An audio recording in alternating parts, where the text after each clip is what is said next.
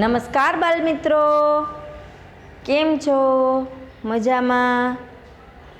સારું, તો ચાલો આપણે હવે દ્વિતીય સત્ર અભ્યાસક્રમની શરૂઆત કરીશું. ધોરણ 7, વિષય હિન્દી, इकाई 3, सच्चा हीरा. કહાની લેખન વાર્તામાંથી લેવામાં આવેલો આ પાઠ છે. તો બાળમિત્રો, આપણે પાર્ટ 1ની અંદર જોયું સચ્ચા હીરા કોને કહેવામાં આવેલા છે. તો શબ્દાર્થ આપણને અહીંયા આપવામાં આવેલો છે કે સચ્ચા હીરા એટલે કે પ્યારા બેટા, કે એને એકદમ સંસ્કારી અને ગુણવાન દીકરા હોય એને સચ્ચા હીરા કહેવામાં આવે છે. કે સચ્ચા હીરા એક કિંમતી પથ્થરને પણ સાચો હીરો કહેવામાં આવે છે. સચ્ચા હીરા એટલે કે સાચો હીરો એટલે કે ગુણવાન સંસ્કારી આવા દીકરા હોય એને સાચો હીરા તરીકે આપણે એને ઉદાહરણ તરીકે આપણે હીરાની સાથે સરખાવવામાં આવેલો છે. તો બાળમિત્રો, સૌ સાથે મળી અને આપણે પુસ્તક ખોલીશું. પુસ્તકની અંદર પાર્ટ 1 પેજ નંબર 14 પર આપણે અભ્યાસ કરી ગયા. હવે 15 નંબરના પેજ ઉપરથી આપણે જોઈશું કે એની અંદર આપણને શું કહેવા માંગે છે. તો બાળમિત્રો, સૌ પાઠ્યપુસ્તકની અંદર ધ્યાનપૂર્વક જોશો, સાંભળશો અને અભ્યાસની અંદર સતત ને સતત રીડિંગ કરતા રહેશો. તો ચાલો બાળમિત્રો, આપણે ભણવાની શરૂઆત કરીએ. આપણે આગળ જોયું 14 નંબરના પેજ પર कि ऐसा लगता है मानो कि उसके कंठ में सरस्वती का निवास हो. तो અહીંયા કોની વાત કરવામાં આવેલી છે? તો કહે છે કે અહીંયા 3જા નંબરની જે સ્ત્રી છે એના દીકરાની વાત કરવામાં આવેલી છે કે 3જા નંબરની જે સ્ત્રી છે એ કેવી રીતે ચૂપચાપ બેસે કે એ પણ એના દીકરાના વખાણ કરે છે. કે એ પણ કહે છે કે જાણે કે મારા દીકરાના કંઠ એટલે કે ગળું, એના ગળામાં જાણે સરસ્વતીનો વાસ છે. એવી રીતે 3જી સ્ત્રી પણ એના દીકરાના વખાણ કરે છે. તો ચાલો બાળમિત્ર, હવે આગળનું આપણે જોઈશું. तीनों औरत की बातें सुनकर चौथी स्त्री चुपचाप बैठी रही. આ 3 સ્ત્રી જે કૂવાના જગત ઉપર એટલે કે ચબૂતરો, જે કૂવો હોય એની બાજુમાં પાકું કરેલો એક ઓટા હોય છે અને એને ચબૂતરો બોલવામાં આવે છે, ત્યાં આ 4 સ્ત્રીઓ બેઠી બેઠી વાત કરે છે. તો એમાંની 3 સ્ત્રીઓ વાત કરે છે અને ચોથી સ્ત્રી જે છે એ ચૂપચાપ આ ત્રણેયની વાત સાંભળે છે. उसने अपने बेटे के बारे में कुछ न कहा. ચોથી સ્ત્રીએ પોતાના દીકરા વિશે કંઈ કહેતી નથી. પહેલી સ્ત્રીને ઉસે ટોકતે હુએ કહા. પહેલી સ્ત્રી જે સૌથી શરૂઆત કરેલી હતી એ પહેલી સ્ત્રીએ પેલી ચોથી સ્ત્રીને ટોકતા એટલે કે એને કહેતા એવું કહે છે કે ક્યો બહન તુમ ક્યો ચૂપ હો. એવો પ્રશ્ન કરે છે, કેમ બેન તું કેમ ચૂપચાપ બેઠી છે?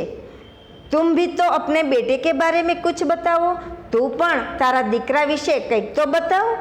ચોથી સ્ત્રીને બડે ही सहज भाव से कहा. શું કહે છે કે ચોથી સ્ત્રીને એકદમ સહજ એટલે કે સરળતાથી એકદમ ભાવતાપૂર્વક એ કહે છે. સહજતા એટલે કે અહીંયા આપણને કહે છે કે એકદમ શાંતિપૂર્વક, નમ્રતાથી એ ચોથી સ્ત્રી કહે છે, मैं अपने बेटे की क्या प्रशंसा करूं. ત્રણેય સ્ત્રીને ચોથી સ્ત્રી પ્રશ્ન કરે છે કે હું મારા દીકરાની કેવી રીતે વખાણ કરું. પ્રશંસા એટલે વખાણ કરવા, કે મારા દીકરાને મારે કેવી રીતે વખાણ કરવા. એવી રીતે એને કહે છે, वह न तो गंधर्व सा गायक है, न भीमसा बलवान और न ही बृहस्पति सा बुद्धिमान।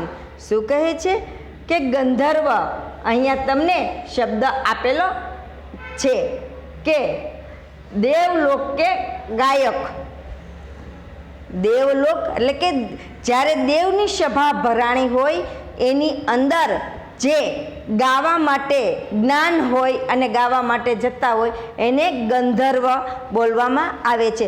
તો કહે છે કે નથી મારો દીકરો દેવલોકમાં જઈ અને ગાઈ શકે એવો, નથી ભીમ જેવો બળવાન, કે નથી જે બૃહસ્પતિ એટલે કે ગુરુ જેવો બુદ્ધિમાન, કે એક વખત વાંચે તો તેને યાદ રહી જાય એવો મારો દીકરો નથી. આવું એને જવાબ આપે છે. कुछ समय बाद जब वे सब घड़े सिर पर रखकर लौटने लगी અને કહે છે કે થોડી વાર પછી આ ચારેય સ્ત્રીઓ પોતાની માથા ઉપર ઘડો રાખી અને ત્યાંથી ચાલવા લાગે છે. તભી કિસી ગીત કા મધુર સ્વર સુનાઈ પડા. એટલામાં જ કોઈનો સરસ મજાનો ગીત સાંભળવાનો અવાજ સંભળાયો. સુનકર પહેલી સ્ત્રી બોલી. આ સાંભળી અને પહેલી સ્ત્રી બોલે છે, સુનો મેરા હીરા ગા રહા હૈ. શું કહે છે? સાંભળો સાંભળો, મારો દીકરો ગાઈ રહ્યો છે. જુઓ, હજી હું તમને વખાણ કરતી હતી એવામાં જ મારો દીકરો નો અવાજ ગાવાનો સંભળાય છે. એટલે પહેલી સ્ત્રી તો ફૂલાઈ જાય છે અને કહે છે કે સાંભળો, જો મારો દીકરો ગાઈ રહ્યો છે. તુમ લોગોને સુના ઉસકા કંઠ કિતના મધુર હૈ. તમે લોકોએ સાંભળ્યું એનો જો અવાજ, એનો રાગ કેટલો સુંદર મજાનો છે. આવો એને પ્રશ્ન કરે છે. વહ લડકા ગીત ગાતા હુઆ ઉસી રાસ્તે સે નિકલ ગયા. અને તે છોકરો ગીત ગાતો ગાતો આ ચારે સ્ત્રીઓ પાણી ભરી અને જતી હતી એની બાજુમાંથી ગીત ગાતો ગાતો પસાર થઈ અને નીકળી જાય છે. કહેવાનો તાત્પર્ય એવો છે કે એ દીકરો છે એના માતાની સામું પણ જોતો નથી. કહેવાનો તાત્પર્ય એ હતો એ આ વાક્યની અંદર. એટલે ગીત ગાતો ગાતો ત્યાંથી નીકળી જાય છે. ઉસને આપની માँ की ओर કોઈ ધ્યાન નહીં દિયા. એને પોતાની માતાની સામું જરા પણ ધ્યાન આપ્યું નહીં. પોતે ગીત ગાવામાં તલ્લીન થઈ ગયેલો હતો એટલા માટે પોતાની માતા સામું પણ એ જોતો નથી. इतने में दूसरी स्त्री का बेटा उधर से आता दिखाई दिया. क्या बोलता है कि इतने में दूसरी स्त्री का बेटा उसे उधर से सामने से आते हुए दिखाई देता है. એવામાં જ બીજી જે સ્ત્રી હતી એનો દીકરો સામેથી આવતા જોવે છે.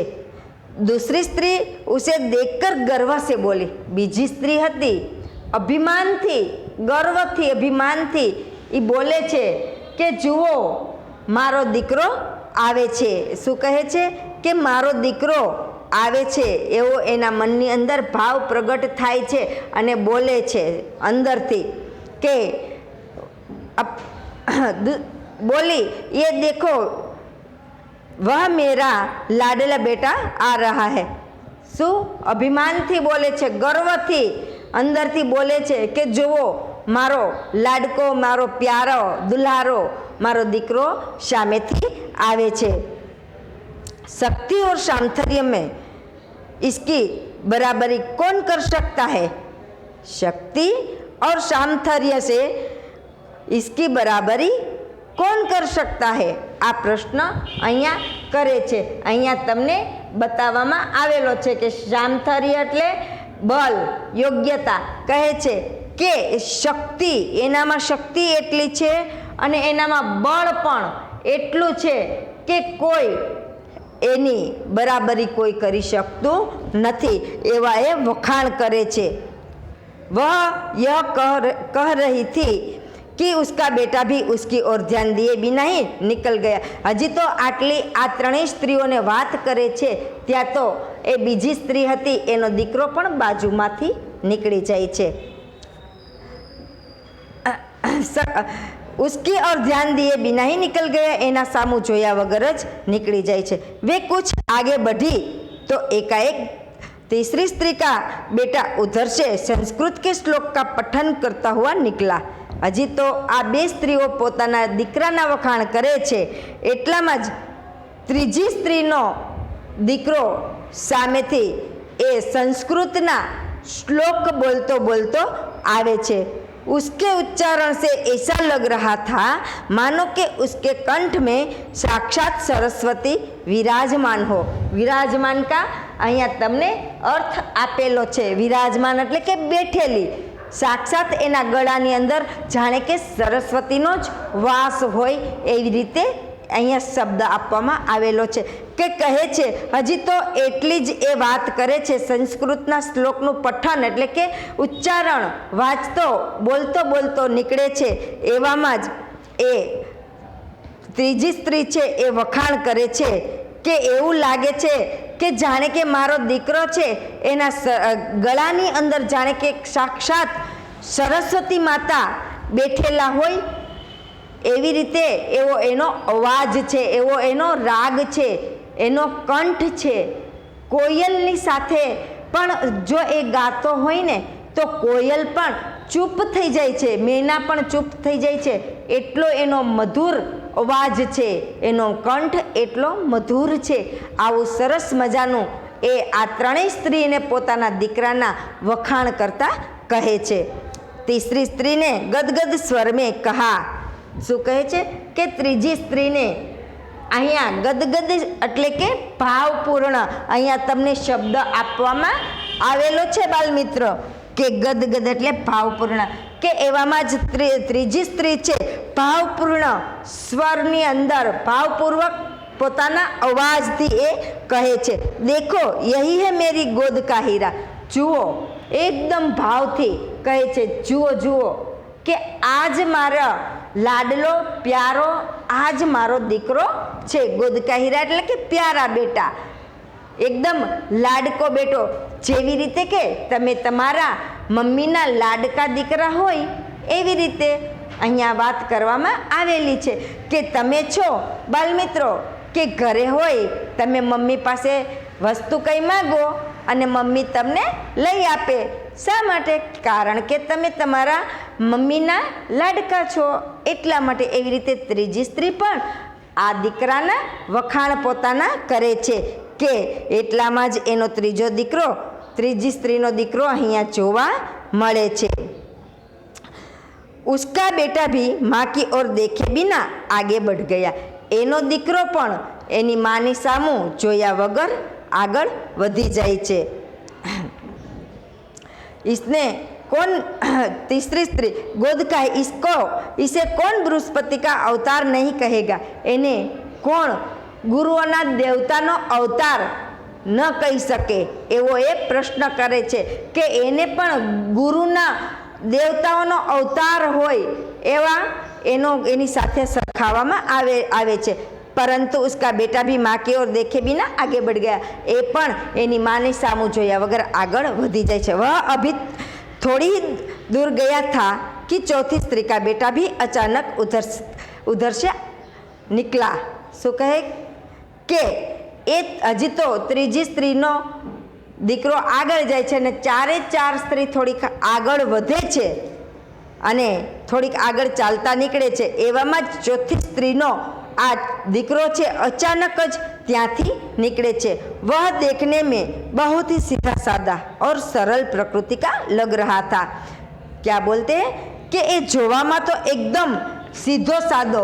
અત્યારે બાલ મિત્રો તમને ખબર છે કે એકદમ સાદા છોકરા હોય તો એવું લાગે છે કે એને કંઈ સમજ નથી પડતી એવું આપણને જોવા મળે છે। પ્રકૃતિ એટલે કે સ્વભાવ અહીંયા તમને શબ્દ આપવામાં આવેલો છે કે ચોથી સ્ત્રીનો દીકરો ત્યાં અચાનક નીકળે છે અને જાણે કે એવું લાગે છે કે એકદમ સીધો સાદો પ્રકૃતિ એટલે કે સીધો સાદો છોકરો અને એનો સ્વભાવ સુંદર મજાનો સારો હોય એવું એ દેખાય છે। ઉસે દેખકર ચોથી સ્ત્રીને કહા, આ જોઈ અને ચોથી સ્ત્રીએ કહ્યું, બહેન યહી મેરા લાલ હૈ। बहन आ मारो दीकरो छे। चौथी स्त्री उसके बारे में बता ही रही थी कि उसका बेटा पास आ पहुंचा। हजी तो चौथी स्त्री एने बतावी रही हती, दूरथी जोयो अने आ त्रणेय स्त्रीने बतावे छे। चौथा नंबरनी स्त्री એટલામાં જ આ ચોથા નંબરની સ્ત્રીનો દીકરો એની પાસે આવી જાય છે। अपनी माँ को देखकर वह रुक गया और बोला। एनी माने जोई अने ત્યાં ને ત્યાં ઊભો રહી જાય છે અને બોલે છે। શું બોલે છે બાલ મિત્રો? તો આપણે આગળ જોઈશું। માં લાવો मैं तुम्हारा कड़ा पहुंचा दूं। लावो माँ हूँ तमारो घड़ो लई लऊं अने घर सुधी पहुंचाड़ी दऊं। मना करने भी उसने माँ के सिर से पानी से भरा घड़ा उतार कर अपने सिर पर रखा और घर की ओर चल पड़ा। क्या बोलते हैं? तो बोलते हैं कि एमने ना पाड़वा छतां पण एनी माताना माथा उपर, सिर एटले माथुं, माथा उपरथी घड़ो लई उतारी अने पोताना माथा उपर राखी अने ए आगळ चालवा लागे छे अने कहे छे कि तीनों औरत बड़े ही आश्चर्य से चौथी स्त्री के बेटे को देखती रही। त्रणेय स्त्रीओ आश्चर्यथी एनी आ चौथी स्त्रीना दीकरा सामो जोती रह गई। एक वृद्ध महिला जो बहुत देर से इन औरत के पीछे पीछे चलती हुई इनकी बात सुन रही थी। आ चारे स्त्रीओ वातु करती करती जती हती पण एनी पाछळ एक वृद्ध स्त्री पण एनी पाछळ चालती चालती जती हती अने आ चारेयनी वातो सांभळती हती। पास आकर बोली, देखती क्या हो? पासे जई अने पेली वृद्ध स्त्री आ चारेयने कहे छे, त्रणेयने के जोवे छे शुं? यही सच्चा हीरा है। एना सामो शुं जोवे छे? आज साचो हीरो छे। आज किंमती जेवी रीते पत्थर होय एवी रीते आ प्यारो लाडलो अने एकदम संस्कारी आ दीकरो आने कहेवामां आवे छे के जे मातानी आज्ञानुं पालन करतो होय, मातानी मदद करतो होय, मातानी कह्युं मानतो होय, आने ज साचो हीरो कहेवामां आवे छे। बाल मित्रों, तमने पण आ पाठ उपरथी शीखवा अने जाणवा मळ्युं हशे के आ पाठ उपरथी शीख ए पण मळे छे कि बाल मित्रों तमे पण तमारी माताना प्यारा लाडला कई रीते बनवुं तो आ पाठमांथी जोई अने तमारे पण एवी ज रीते सारूं काम करवानुं छे कि माता कंई पण काम करती होय तो तमारे एने मदद करवानी।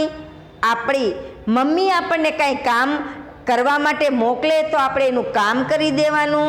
मातानुं मम्मीनुं कह्युं आपणे मानवानुं तो मम्मीना आपणे लाडला दीकरा बनी सकीए छीए। चालो बाल मित्रों, तो अहींया तमने जे शब्द आप्या छे ए नोटबुकनी अंदर नोंध करशो। अहींया मुहावरेना अर्थ आप्या छे ए पण तमारे लखवाना छे। अहींया तमने वर्तमान काल, भूतकाल अने भविष्यकाल तमने आ शब्द आपवामां आवेला छे तो ए शब्दना एक एक वाक्य तमने आपवामां आवेलुं छे। तो त्रणेयना भूतकाल, भविष्यकाल अने वर्तमान काल आ त्रणेयना एक एक वाक्य बनावा लखवामां आवेला छे। ए पण तमारी नोटबुकनी अंदर नोंध करशो अने एना उपरथी आवडे तेटला वाक्य बनावशो। तो अहींया तमने पहेलुं वाक्य छे मैं पढ़ता हूँ। शुं कहे छे के हाल अत्यारे तमे जो विडियो जोई रह्या छो तो एने शुं कहेवाय? वर्तमान काल के तमे विडियामांथी भणी रह्या छो। अहींया बीजुं वाक्य छे के मैं पढ़ता था। पढ़ता था तो भूतकाल एने कहेवामां आवे छे बाल मित्रों मैं पढ़ूंगा। मम्मी के वांचवा बेस तो कहे आपणे शुं जवाब आपीए छे के हूँ भणीश, वांचीश वांचीश, पण क्यारे वांचशो ए तमे कांई फाइनल करेलुं नथी एटले अहींया कहे छे के मैं पढ़ूंगा। एने शुं कहे छे के भविष्यकाल।